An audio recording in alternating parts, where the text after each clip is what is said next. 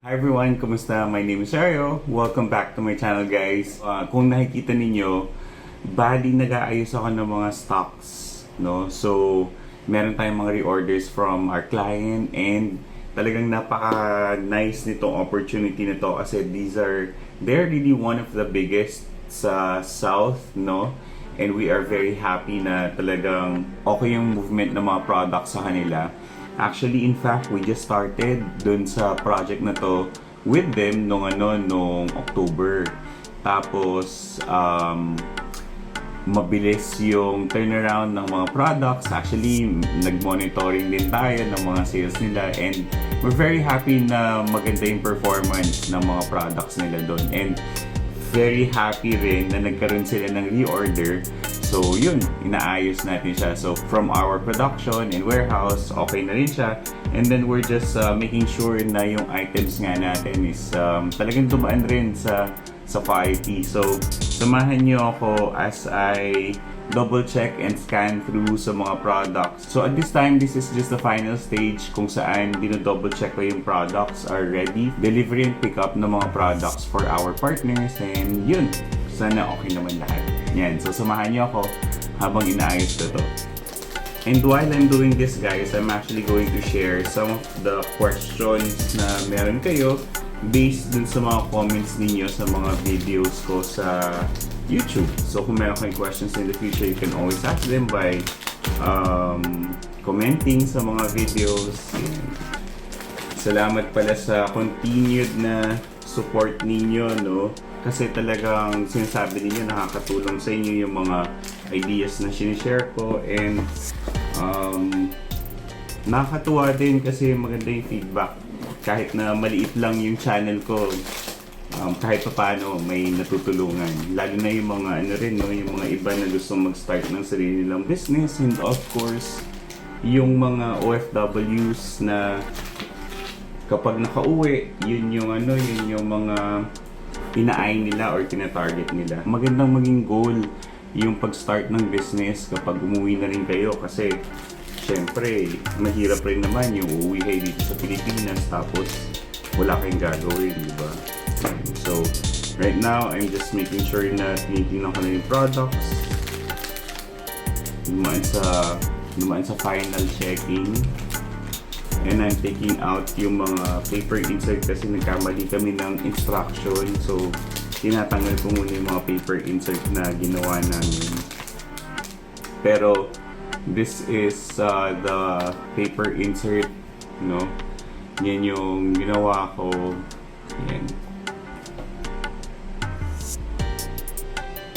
So, yung partner natin, I won't be showing the item na lang.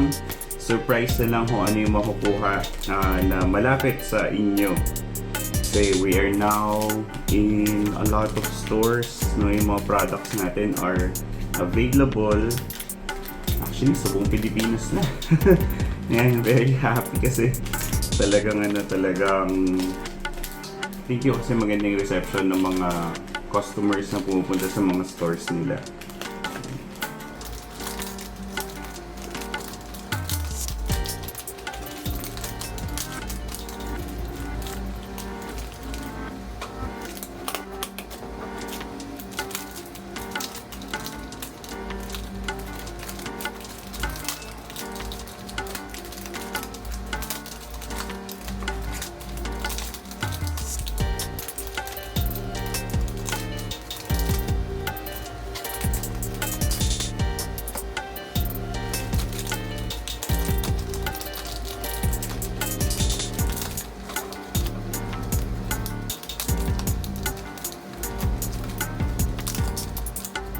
Actually, from my last video, meron tayong comment lang rin. An OFW, you are inspired sa video and you're planning to start a business. So, I'm actually also inspired by that. Nagkaroon ako ng mga idea and I was thinking of doing something more na pwede kong magawa para at least makabigay ako ng insights ko on how to start a business and kung magkano nga ba yung puhunan na kailangan ninyo. Ano nga ba yung mga kailangan ninyong tignan in terms of the perception ng isang business owner? Iba kasi ang views kapag nagkaroon ka na ng business, and iba rin yung view kapag customer ka. Iba rin ang view kapag employee ka. From my previous experience sa work ko before, I was doing more on business discussions, nakakausap ko yung mga business owners din, and I was able to be exposed dun sa mga costs and also dun sa mga kinoconsider ng mga business owners, kahit na mga small businesses. So, isa sa mga gagawin nating videos in the future is more of ano nga ba yung mga costs na kasama, ano yung mga kailangan ninyong i-prepare as a business owner. So, aside from the business permits, yan, kasi recently kakabayad ko lang rin ng aking business permit renewal dito sa Pasig, and umabot rin ng halos nasa 60,000 binayaran ko sa Pasig, no? So talagang medyo mabigat siya para sa isang nagsisimula, no? And something na kailangan rin natin i-prepare kasi wala namang nagsasabi sa atin na ganun pala kalaki yung fees na binabayaran natin for a business permit. So hopefully magustuhan niyo yung mga videos na coming up soon. Don't forget to subscribe sa channel ito kasi magpo-focus tayo sa mga ganung klaseng businesses. So hindi lang siya para sa ginagawa ko na gumagawa kami ng mga products, pero more on ano naman kapag kunwari salon yung gagawin mo.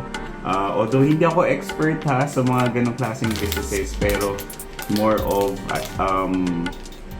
yung mga insights lang na nakuha ko coming from my previous experience nga. Yan. So i-share lang natin. And hopefully sana maging insightful din yung mga ganong klaseng discussions, and of course kung meron kang questions in the future, feel free to ask sa mga comments. Yan. Actually, meron kami mga bagong designs na ilalabas. Yun siguro pwede kong pakita sa inyo. Wait lang.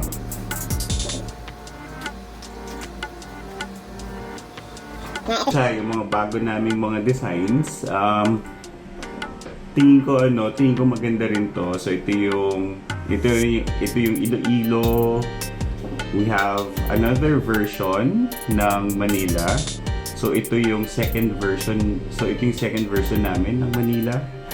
Laguna pala to, yan, Laguna. Yan, so naka-highlight yung yung hot spring, di ba? Yan yung very common sa Laguna. Of course, si Jose Rizal, our national hero. Ito yung Bicol. Yan. So, kung fan kayo ng sili ice cream, kung natikman nyo na yan, no, napakasarap. Actually, ito yung mga isa sa mga napuntahan ko na nagulat ako kasi ang ganda rin ng masarap yung yung ice cream nga. Kala ko maanghang lang pero iba rin siya. Yan. And we have Pampanga. Yan. So sa Pampanga, you will see yung mga food. Isa dito yung yung frog. Yan, they call it, tawag nila is betute. So yun, yung frog, and of course yung mga native na basket weaving, and very common tuwing Pasko yung parol, of course. Yan. So kung taga dun kayo, it's a highlight of your province. Yan. So I really want to make sure na mai-promote natin yung sarili sa atin, and kaya rin naman yung mga paper inserts natin kagaya nito, and will highlight yung question dyan. Yun, naka-highlight yung question na have you been to the Philippines? Tingin ko parang na-hype up ng karamihan yung biyahe nila sa foreign countries, pero hindi pa nila nakikita talaga ang ganda ng Pilipinas. And most of these locations, most of the locations here, napuntahan ko na rin kasi before yung trabaho ko talagang umiikot ako sa maraming provinces natin dito eh. Yan. I think it's about I think it's really the time para ma-promote naman natin yung sarili sa atin. Yan. Yun, so yun lang muna. Medyo marami akong kalat na ayusin dito.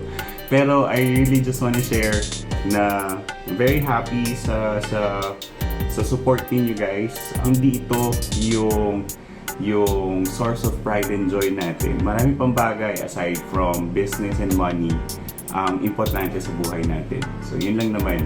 Take care of yourself always, guys. Ingat tayo palagi. I'll see you sa susunod na clip. Bye-bye.